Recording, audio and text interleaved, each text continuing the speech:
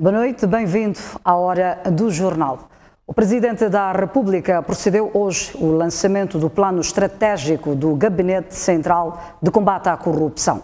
Trata-se de um instrumento que visa orientar as ações para acelerar o combate a este que é um dos principais problemas do país.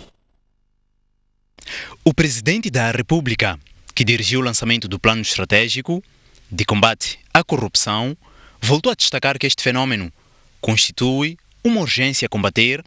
Por isso, são necessárias medidas implacáveis. Mais do que nunca é a altura de atuar atacando de forma implacável, com medidas concretas, as suas raízes, por forma a acabar com a corrupção antes que este fenômeno maligno nos elimine. Os moçambicanos têm a consciência de que o desenvolvimento econômico não será alcançado se não for uma obra conjunta e se nada fizermos para eliminar a corrupção, que constitui uma urgência de atualidade. O plano relançado vem reforçar a prevenção e combate à corrupção através de medidas como melhorias legislativas, ações de capacitação de magistrados, dos agentes do Cernic e auditores, além de promover a cultura de denúncia dos casos de corrupção. É necessário propor a melhoria do tratamento no Código Penal da questão relacionada com a atividade do setor privado,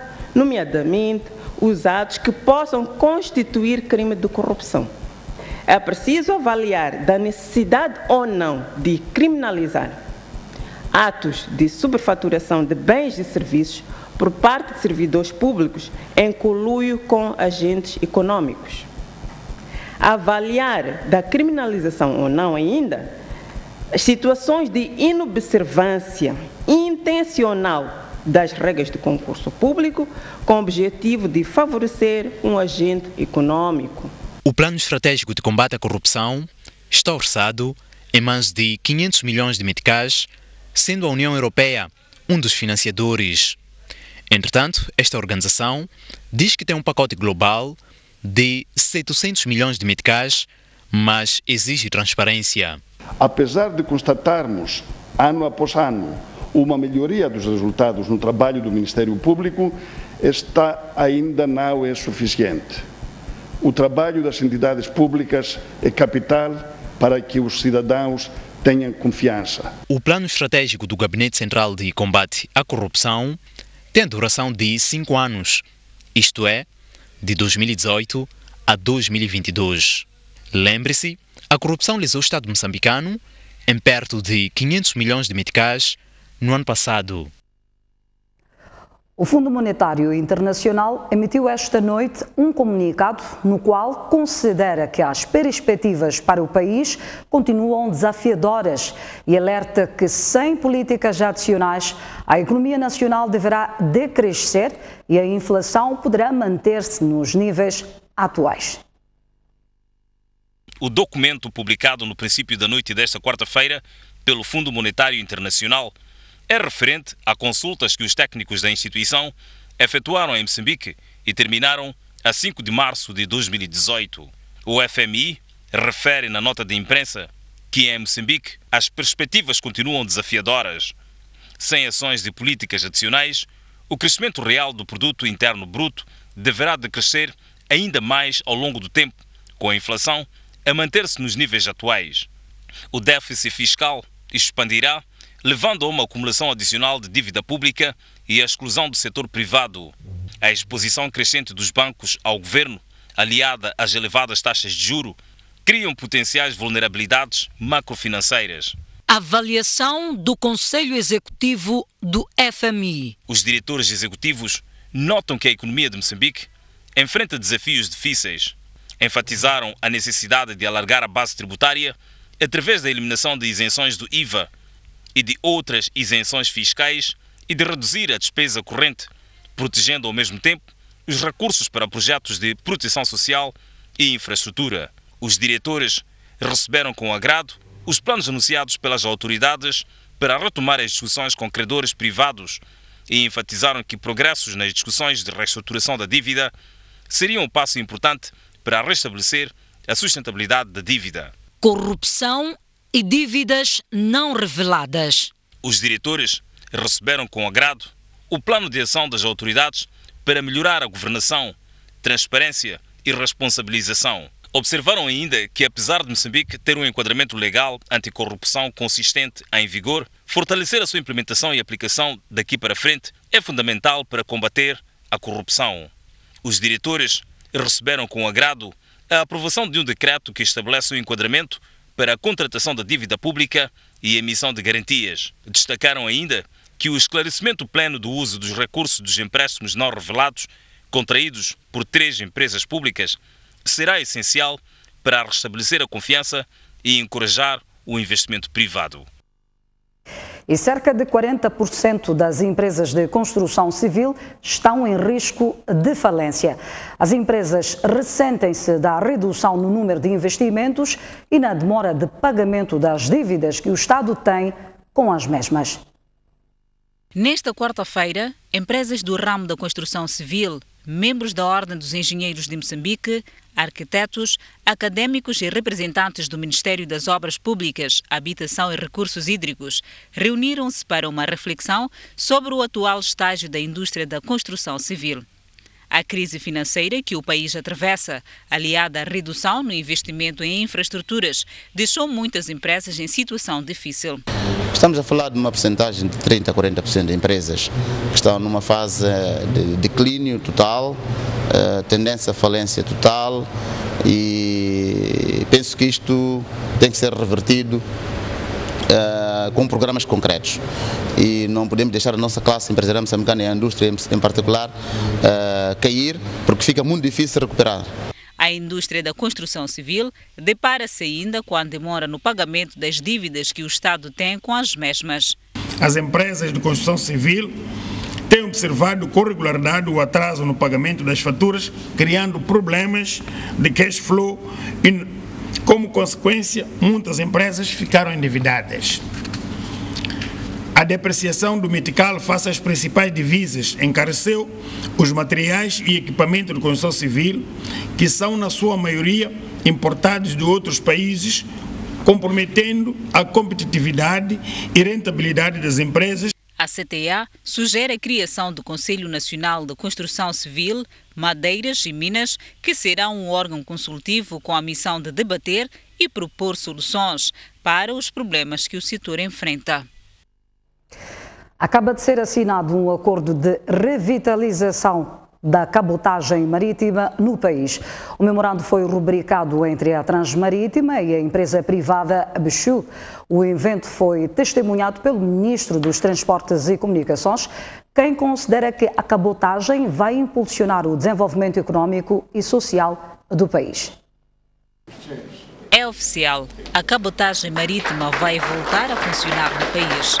É que nesta quarta-feira, o Governo, através da empresa Transmarítima e a empresa privada Peugeot, assinaram um acordo que vai regular o papel de cada uma no desenvolvimento do transporte marítimo no país.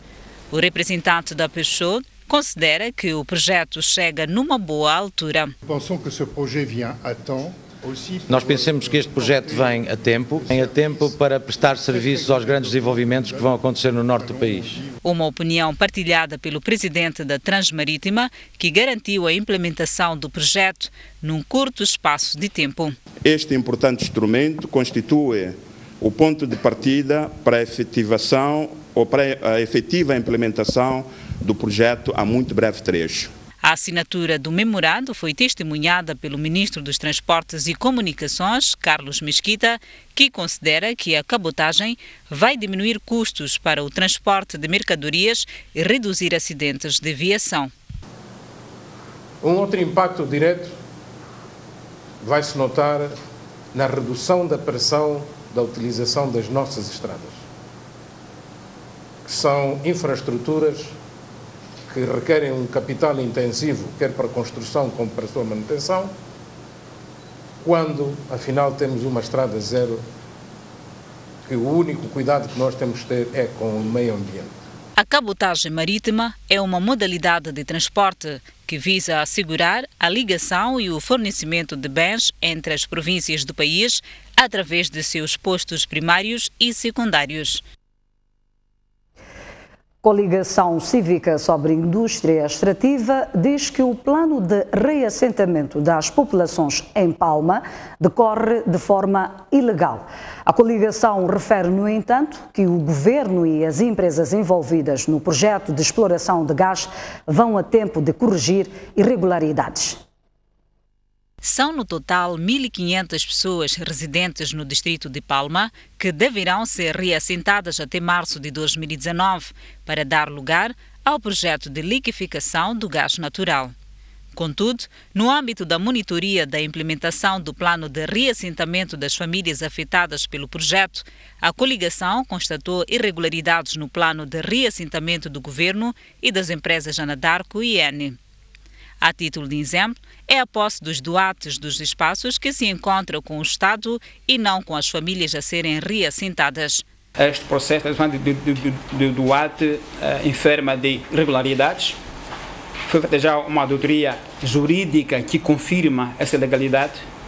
Temos vindo desde o início do processo a encorajar o governo para que corrigisse essa lacuna. Até agora não está corrigida e, portanto, achamos que é uma mancha que pode muito bem ser limpa para que decorra o projeto sem qualquer ilegalidade, como é o caso que mencionamos. A organização avança ainda que o governo deve imediatamente tomar medidas necessárias, nos termos da lei, para que os reassentamentos não entrem em choque com os costumes e culturas das comunidades. A questão do reassentamento das comunidades de Milamba. Desde o início das consultas públicas, temos estado a levantar a questão de que é importante olhar para a especificidade de cada comunidade. Milamba é tratada neste momento como uma comunidade dentro da comunidade de Quitupo, mas esta comunidade vive eminentemente daí na costa e ela vai ser transferida para o continente. Isto é uma violência e nós achamos que é possível encontrar alternativas para este caso concreto da comunidade de Milamba, que vive na costa, e é possível encontrar zona de reassentamento na costa. A Coligação Cívica sobre Indústria Extrativa tem como propósito monitorar a governação da indústria extrativa. Estudantes do 4º ano do curso de Ciências Jurídicas da Universidade Politécnica em Climane estão indignados com a instituição pelo fato de orientá-los a saírem do sistema semestral presencial para o ensino à distância. São estudantes que vinham frequentando o curso de Ciências Jurídicas no regime semestral, tutoria presencial desde o 1º ao 3º ano. Chegados ao 4º ano, a direção da universidade orientou a estes a seguirem o ensino à distância da Escola Superior Politécnica.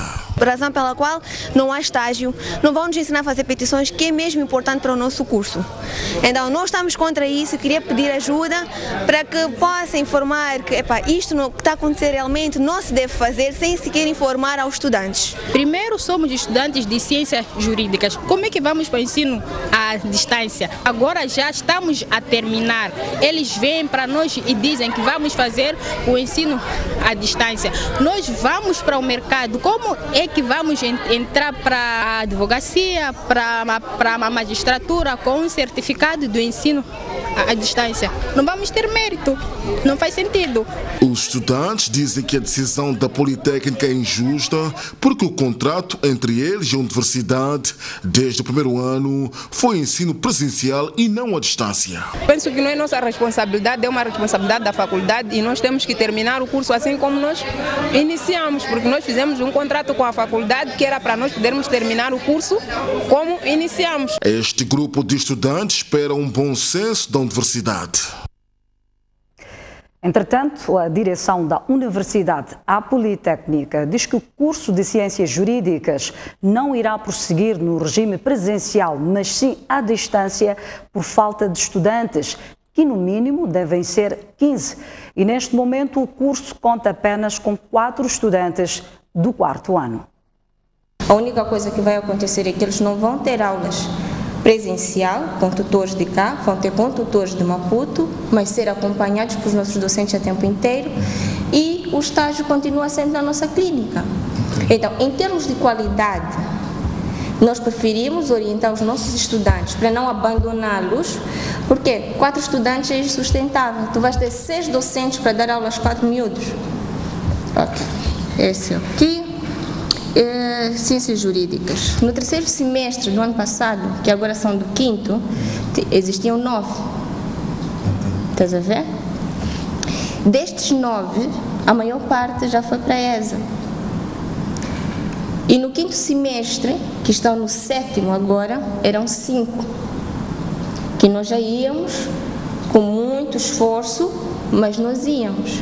Entretanto, este ano, 2018, está 5 para o 5º semestre e 4 para o 7º semestre. Ciana Daúde, diretora da faculdade, diz que a Universidade Politécnica em Climane não abandonou seus estudantes e que, ainda que seja à distância, a qualidade de ensino será a mesma. Nós não estamos a abandonar os nossos estudantes. Nós jamais abandonaríamos nossos estudantes. Nós temos para além de ter um nome a zelar, nós temos um currículo para cumprir. A única coisa que não vai acontecer aqui na unidade são as orientações acadêmicas, as aulas que vão receber através da nossa escola à distância. Mas nós temos nossos professores aqui preparados para orientá-los. Vamos agora acompanhar os passos dos 2 candidatos a edil de Nampula no 5º dia de campanha.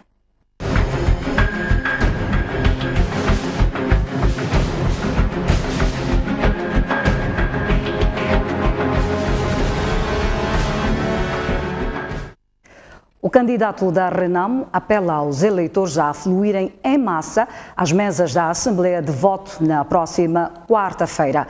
Paulo Van Hal exorta igualmente os munícipes a serem vigilantes e atentos aos manifestos eleitorais.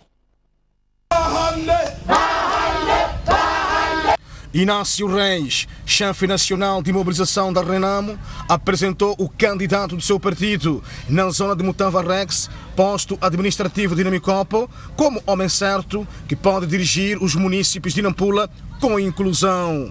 Este é o candidato certo que pode dirigir estes munícipes de Nampula sem discriminação e com inclusão. As nossas políticas da Renamo estão nesta cabeça.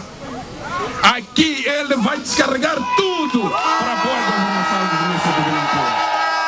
E ele, para poder materializar isso, precisa de vosso apoio, precisa de vocês decidirem para poder pôr o Paulo Van Hal no topo para ser o presidente do município de Nampula. Intervindo, Paulo Van Hal chamou a atenção aos eleitores sobre algumas situações que alega estarem a acontecer neste período de caça ao voto. Sempre aqueles ali dizem futuro melhor. Quando é que vocês vão ter presente melhor? Quando? Quando é que vão ter presente melhor? Essa Frelimo está a fazer campanha com professores. Significa obriga professores, ameaça professores para deixarem de dar aulas, reunir com eles e dizer: ai, daquele professor que não votar na Frelimo fica fora de serviço, vai ser expulso. Os meus filhos lá em casa, esta semana toda, não estudaram. Andam a faltar professores, não é a vontade deles. Estão a ser ameaçados, obrigados para participarem na reunião do candidato da Frelimo. É justiça? É democracia? Nesta quarta-feira, o candidato da Renamo trabalhou também nos mercados Central e Cavalaria. Já o candidato da Frelimo, Amisso Cololo, foi ao bairro onde nasceu e cresceu para pedir votos aos seus antigos vizinhos e amigos. Em Mutumote, no bairro de Namotekeliwa, Cololo apresentou-se como o melhor candidato para desenvolver Nampula. O bairro de Namutequeliua, nos arredores de Nampula, foi o local onde o candidato Frelimo trabalhou durante todo o dia desta quarta-feira.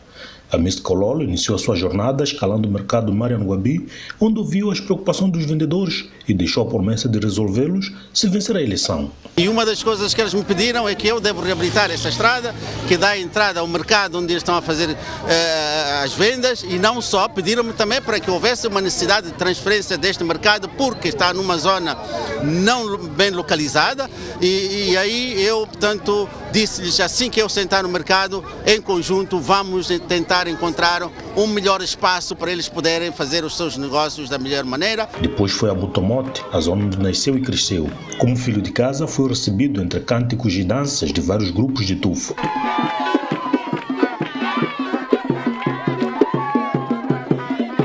Depois foi de casa em casa para cumprimentar seus antigos vizinhos e amigos. No comício, apresentou-se como melhor candidato para desenvolver Nampula. Votem no candidato certo para uma cidade certa e bonita, que é a cidade de Nampula. Kololo vai fornecer água potável. Nos sítios onde não tem água, Kololo vai dar água.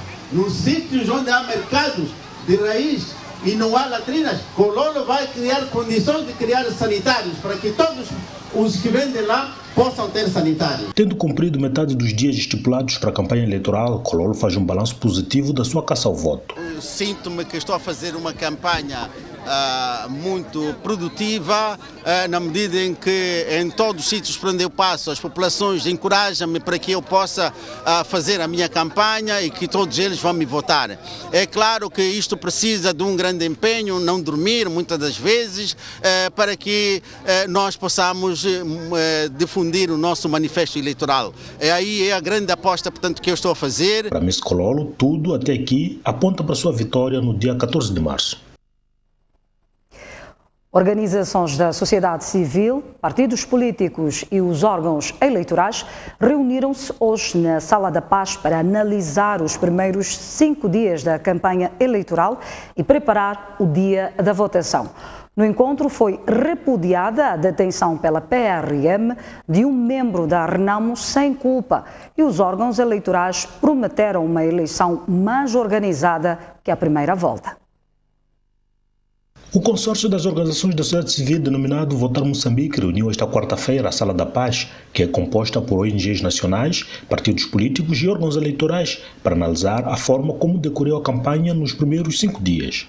Nota negativa foi dada à Polícia da República de Moçambique. Deteve um cidadão, membro do Partido Renamo, no primeiro dia, só foi restituída a liberdade depois da intervenção da procuradora da cidade, não é? Que viu que não havia matéria suficiente para deter o cidadão. Constatamos que a campanha está a decorrer de forma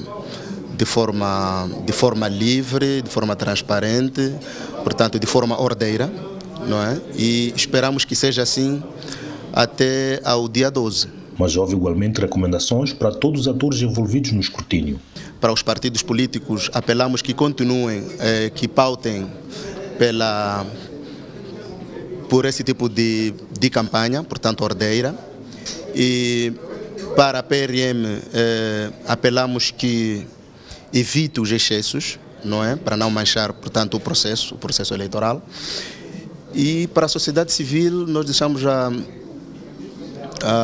a recomendação, portanto o apelo para que continuem a fazer a monitoria do processo. A sessão discutiu ainda aspectos relacionados com a organização da eleição intercalar de 14 de março. Tivemos a garantia dos órgãos de gestão eleitoral, portanto, de que o problema dos cadernos está resolvido. Portanto, o problema dos cadernos, eles garantem que está resolvido, até porque já não vão usar os cadernos que foram usados na primeira volta.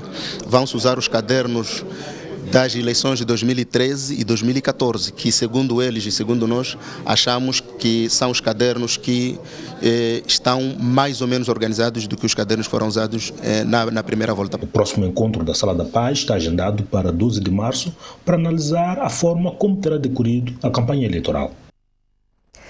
Assim foi o 5º dia de campanha para a eleição intercalar de Nampula.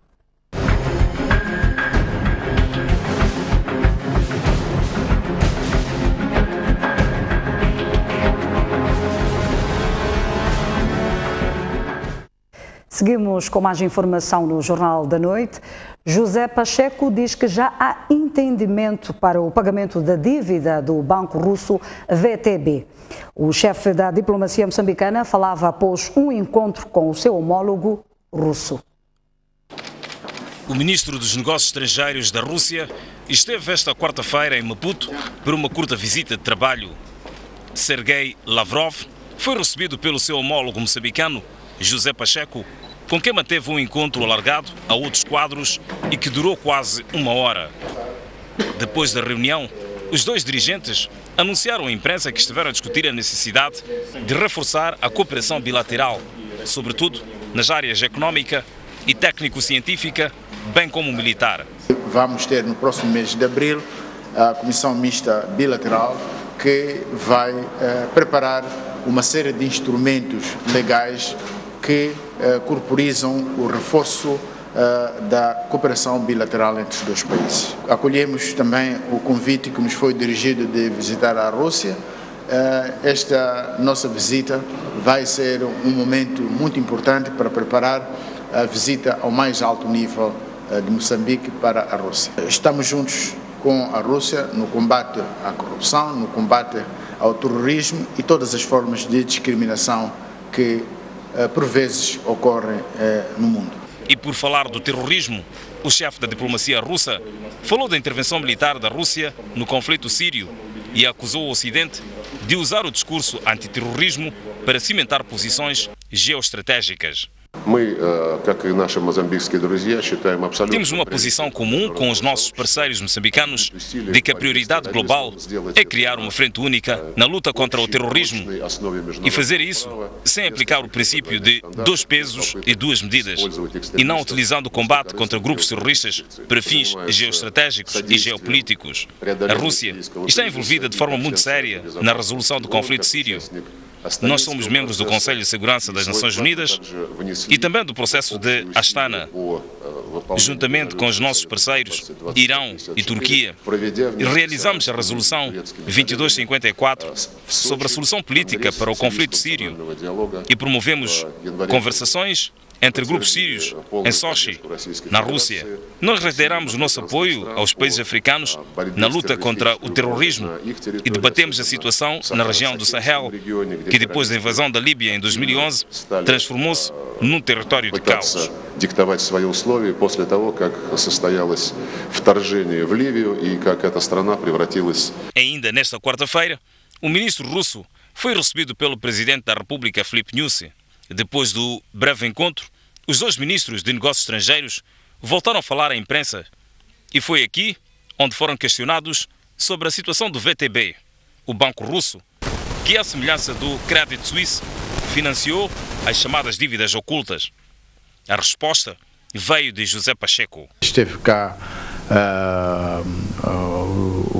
o diretor-geral do Banco Russo, que trabalhou com os setores pertinentes nesta área e há entendimento sobre como sanar a dívida. Portanto, é uma questão técnica que está a ser trabalhada a nível dos pelouros responsáveis por seguir com este processo. O Banco Russo, VTB, financiou a MAM, Mozambique Asset Management, com 535 milhões de dólares, a Ematum, com 350 milhões de dólares e a Proíndicos com 118 milhões de dólares. Momento para uma pausa no Jornal da Noite. Voltaremos dentro de instantes. Até já.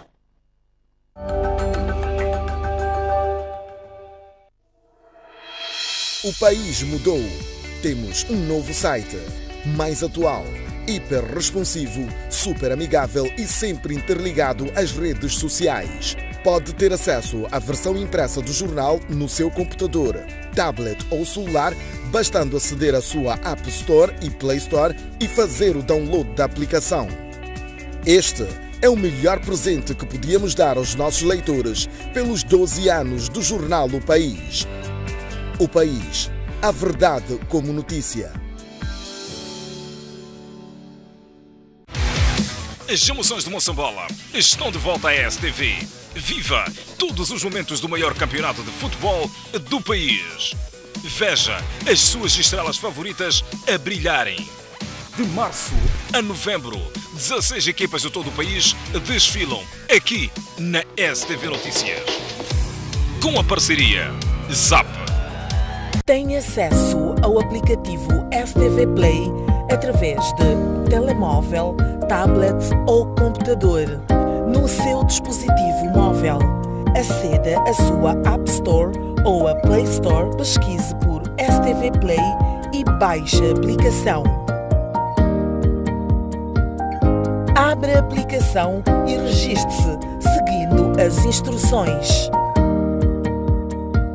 Veja os vídeos mais recentes.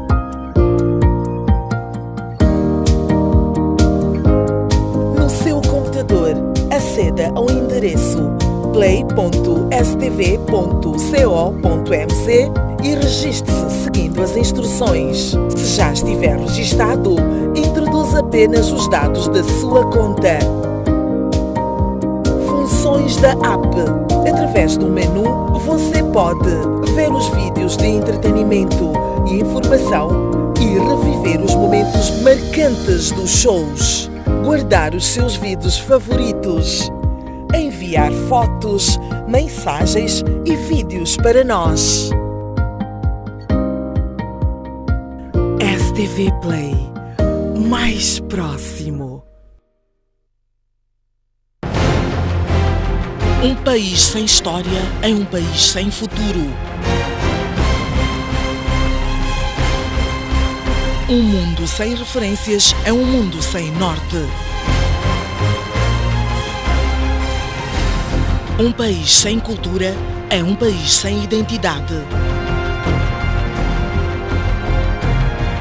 Um país sem ídolos é um país sem referências.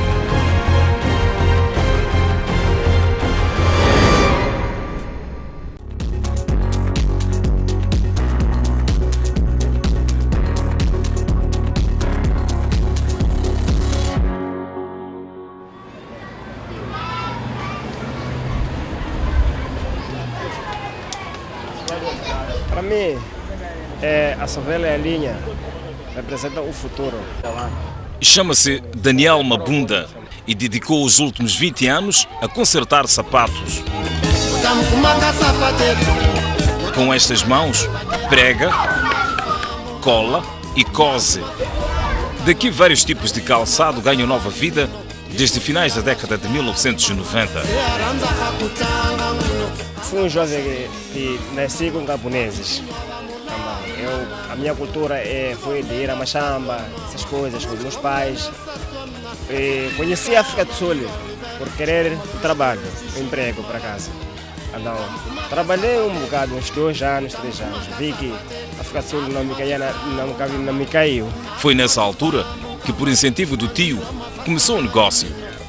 Já o fez na Praça dos Combatentes, na cidade de Maputo, mas desde 2000 passa o dia nesta esquina do bairro da Somerchil, zona nobre da capital.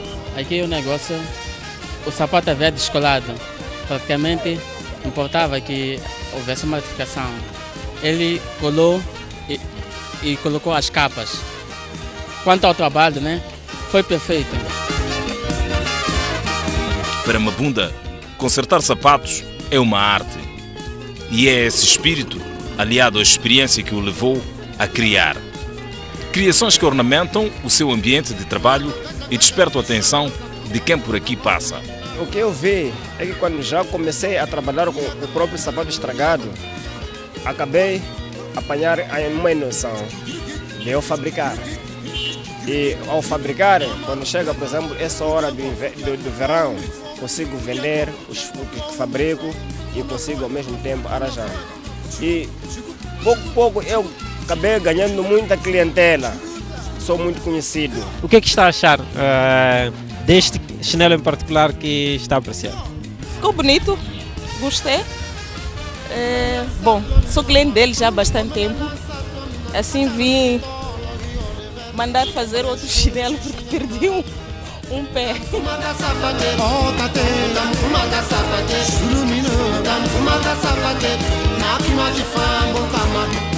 Com chinelos e sandálias, sua criatividade vai ganhando espaço. conta que produz entre 40 a 50 pares de calçado por dia, um esforço cujo rendimento já deu resultados. Pelo meu trabalho, pelo menos eu consegui ter a minha casa própria aqui na cidade de Maputo e que tenho também a minha casa própria em Gaza, na Macia. Uma lição de vida que faz questão de transmitir aos mais novos, até porque ele sabe que o trabalho é reconhecido quando bem feito. Ele já trabalhou com sapatos de pessoas como Marcelino dos Santos, David Simango e outras. Pelo menos eu vou tentar para que faça uma coisa de ser uma loja e que vou conseguir fabricar as minhas coisas e vender numa loja que você conhecer.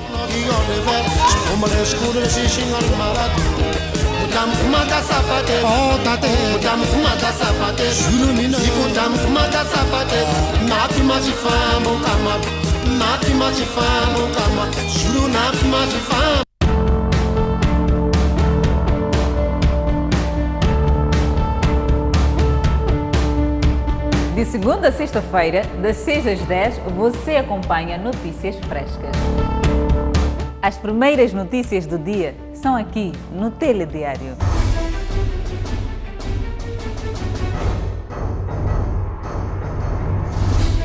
O seu dia começa conosco e com você, informado.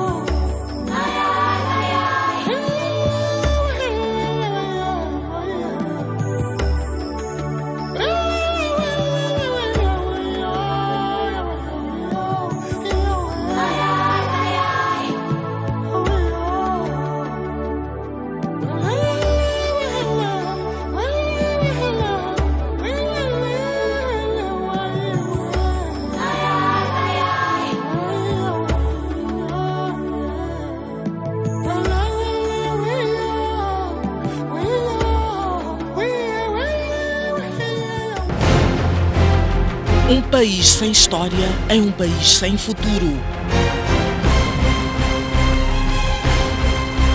Um país sem cultura é um país sem identidade.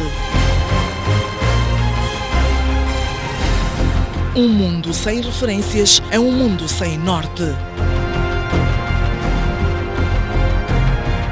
Um país sem ídolos é um país sem referências.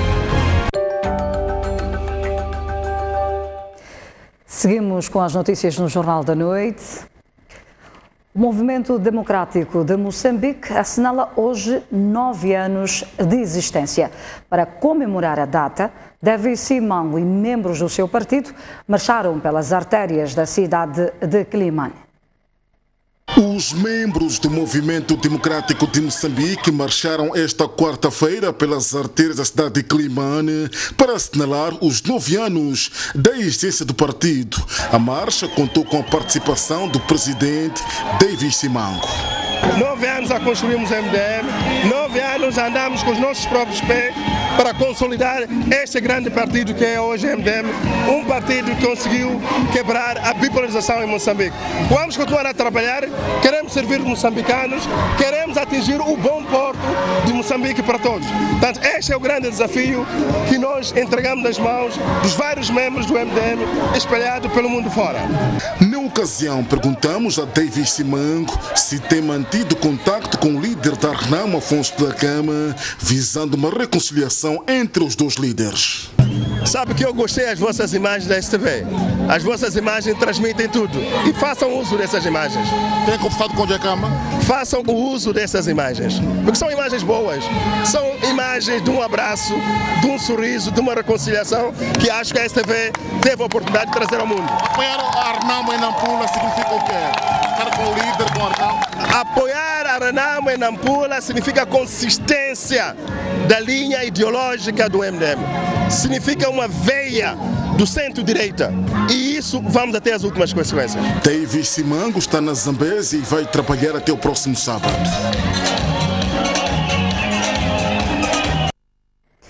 E a nível da província de Maputo, o Movimento Democrático de Moçambique comemorou os 9 anos da sua existência com uma reflexão sobre a situação atual do país. O deputado Silvério Runguana disse a propósito que o seu partido, apesar de estar orgulhoso por estar a governar alguns municípios, não tinha muitos motivos para celebrar, porque o povo ainda está a sofrer com a pobreza e a falta de serviços públicos básicos. Seguimos com a informação no Jornal da Noite. Celestino Joanguete defende a alfabetização digital para evitar fake news, ou seja, notícias falsas. O professor universitário considera ainda que o processo de eliminação de falsas notícias será demorado, mas acredita que só com a educação e responsabilização se pode mudar o cenário. Com a crescente evolução das redes sociais, a divulgação de informação é cada vez mais acelerada. No entanto, surgem igualmente publicações que não constituem a verdade, as consideradas fake news, que mancham a credibilidade dos órgãos de informação.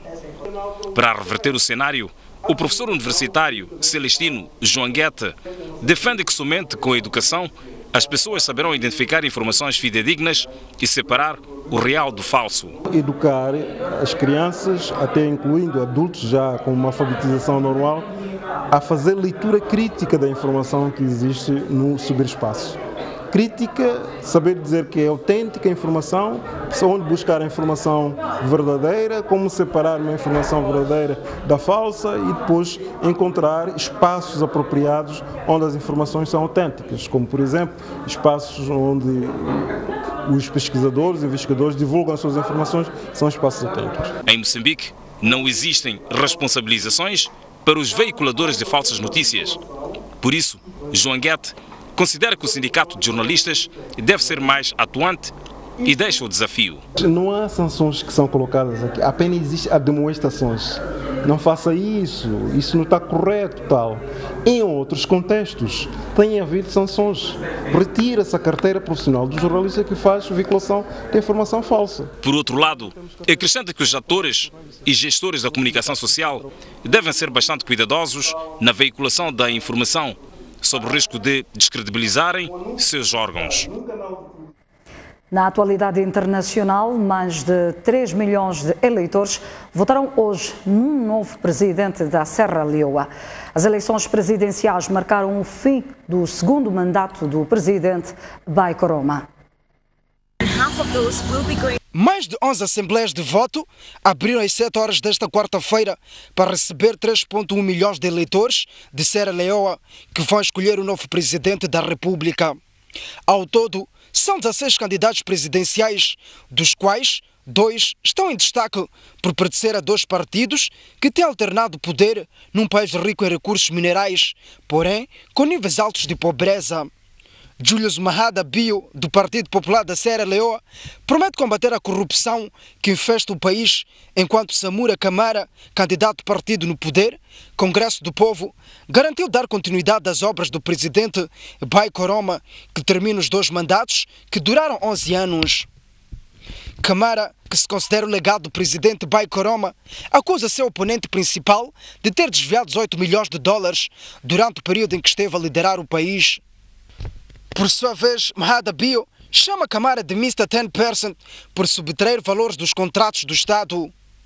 Serão conhecidos na próxima semana os resultados definitivos das eleições da Serra Leoa, país que em 2014 e 2016 foi fustigado pela ébola e viveu uma guerra civil entre 1991 e 2002. Alonga-se a crise de violência no Rio de Janeiro, no Brasil. As Nações Unidas condenaram a medida governamental de confiar-se a segurança do Rio de Janeiro às Forças Armadas. A crise de violência que abala o Rio de Janeiro desde o ano passado já causou morte de 6.731 pessoas, das quais 100 são polícias e dezenas são menores de idade que foram atingidas por balas perdidas. Esta quarta-feira, o Alto Comissariado das Nações Unidas para os Direitos Humanos, Zeid Hussein, condenou o fato de o governo brasileiro ter ordenado os soldados para garantir a segurança do Rio. Hussein diz que as Forças Armadas não têm nenhuma especialização em segurança pública e nem sequer investigação criminal, tarefas que são melhor executadas pela polícia. O responsável da ONU apelou ao governo do Brasil para que garanta as políticas de segurança, respeite os direitos humanos e que as medidas adotadas evitem discriminações ao nível da criminalização racial e socioeconômico. Vários analistas do Brasil alegam que a crise de violência no Rio deve-se em grande parte à crise financeira, crise política e corrupção nas forças de segurança. Mais uma pausa no Jornal da Noite.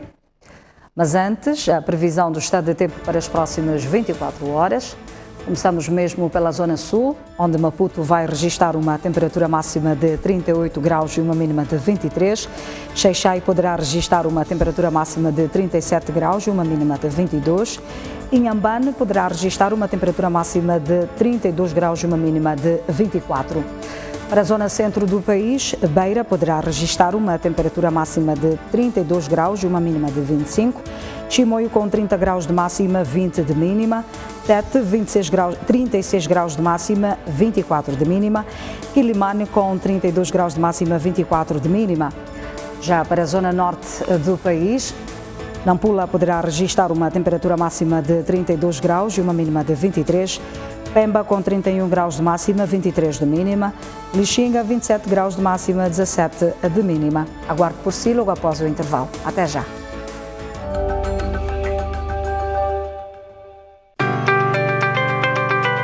Há um lugar onde todos nós podemos nos encontrar.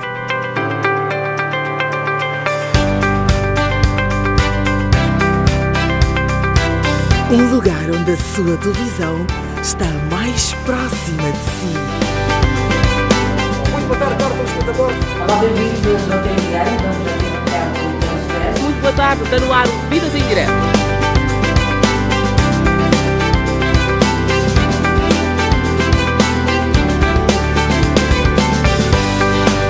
Agora já pode ver os seus programas prediletos quando quiser e onde quiser. Num lugar onde a gente se vê muito mais próximo.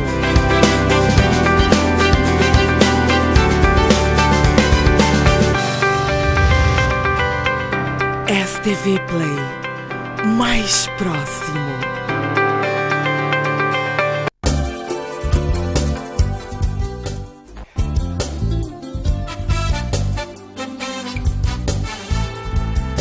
A Praia da Rocha localiza-se na cidade de Inhambane. Possui uma área de cerca de 26 hectares, com características invejáveis pela sua composição de recifes de corais, águas cristalinas, a fauna subaquática e é conhecida pela sua população de raias.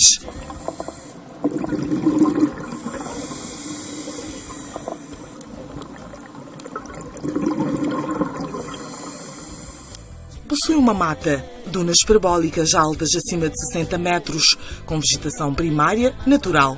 As praias são arenosas, alternadas por curtas extensões de rochas. A Praia da Rocha é a única do mundo onde os tubarões-baleia ocorrem durante todo o ano em números significativos. Este local oferece um ambiente para a prática de diferentes características desportivas.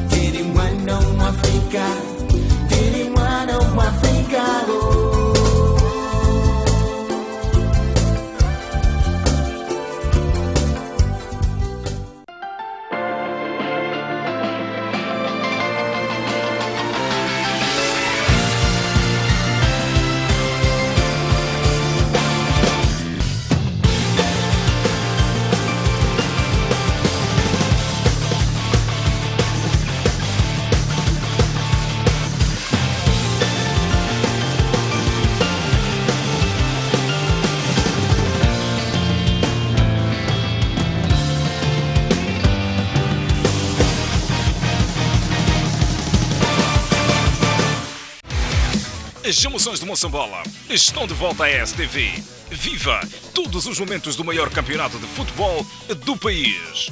Veja as suas estrelas favoritas a brilharem. De março a novembro, 16 equipas de todo o país desfilam aqui na STV Notícias. Com a parceria ZAP.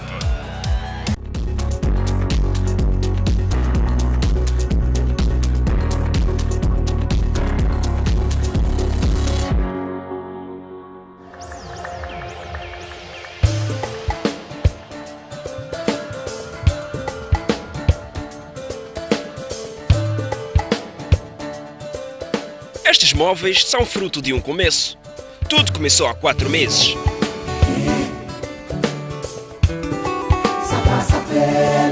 A ideia começa numa ligeira brincadeira. A gente foi apreciando isto na internet, né? Fomos vendo, tentamos comunicar com algumas pessoas que faziam e achamos que é possível que também a gente possa fazer, né? Antônio Micas e André Januário são proprietários desta carpintaria. Um lugar simples, que muito contrasta com o trabalho final das suas peças de mobiliários. A inspiração para estas obras vem de muitas pesquisas na internet.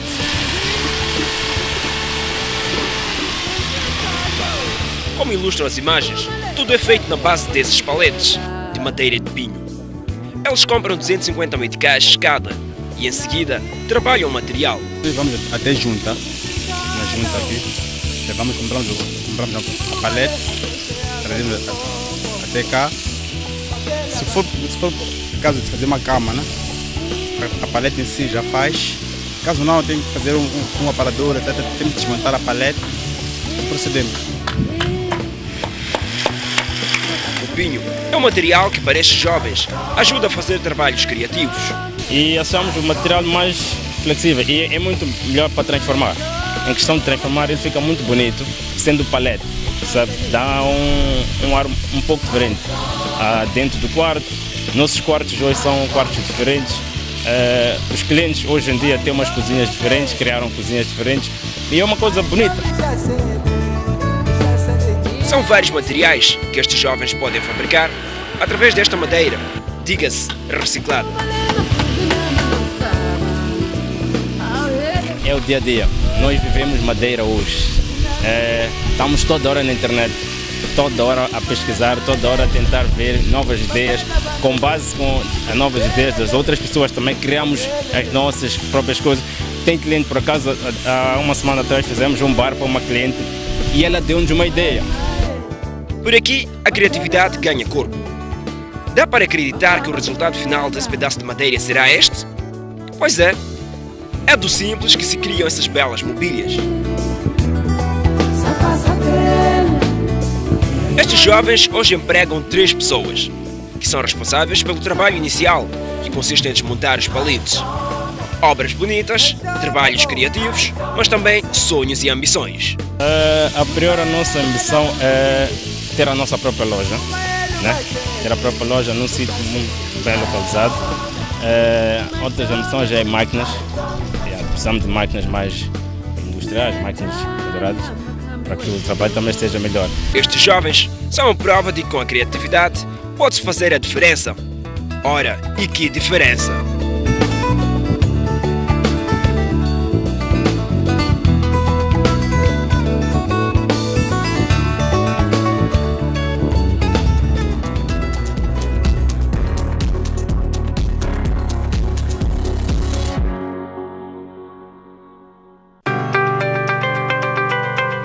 Lugar onde todos nós podemos nos encontrar.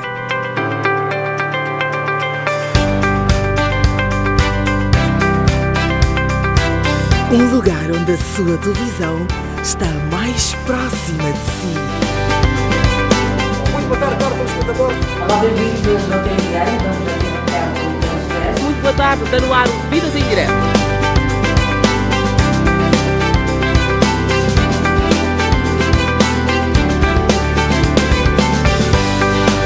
Agora já pode ver os seus programas prediletos quando quiser e onde quiser, num lugar onde a gente se vê muito mais próximo.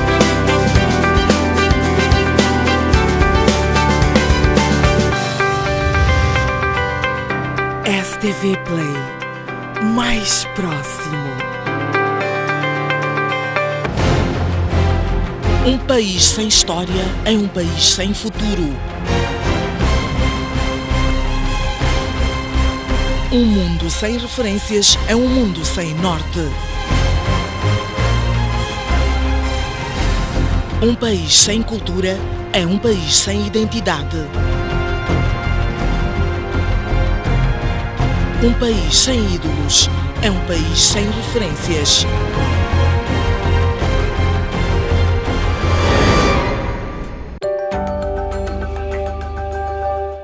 Uma vez mais, bem-vindo ao Jornal da Noite. Seguimos com o desporto. Real Madrid e Liverpool qualificaram-se ontem para os quartos de final da Liga dos Campeões Europeus em futebol. O Real Madrid venceu o Paris Saint-Germain por 2-1, passando à eliminatória com um agregado de 5-2. Já o Liverpool empatou com o Futebol Clube do Porto a 0 e segue com um agregado de 5-0.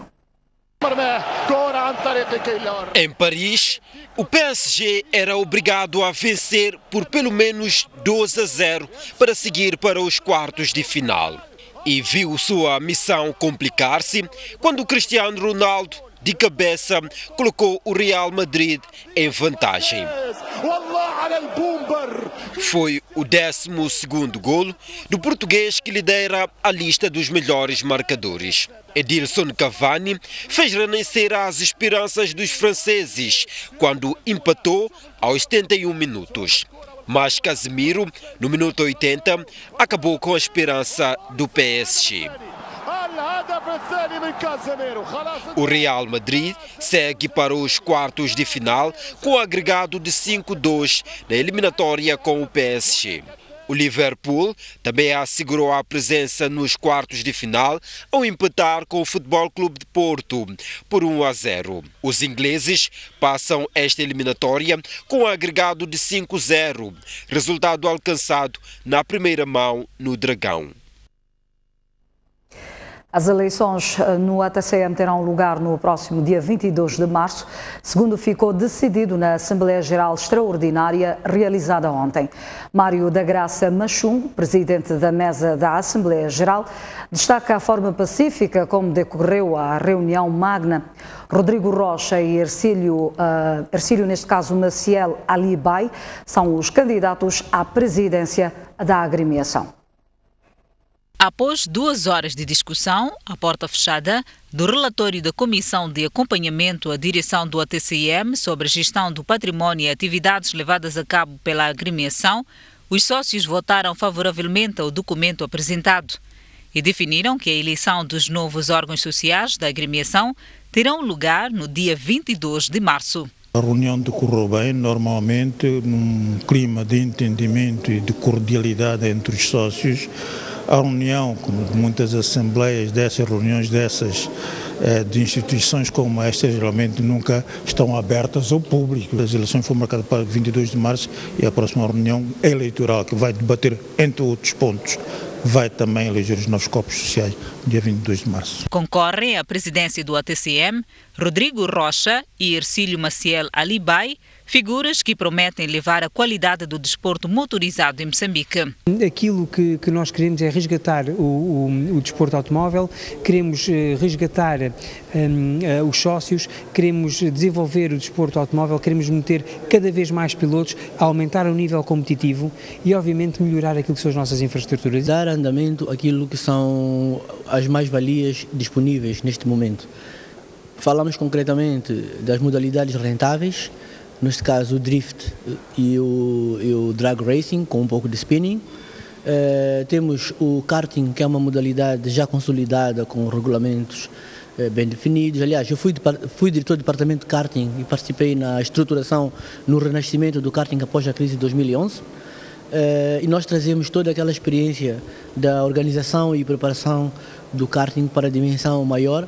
Os mesmos prometem dar continuidade ao projeto de modernização da pista do ATCM, levado a cabo pelo atual elenco. É tudo no Jornal da Noite. Obrigada pelo carinho da sua audiência. Conto consigo amanhã à mesma hora. Até lá, passe bem. Boa noite.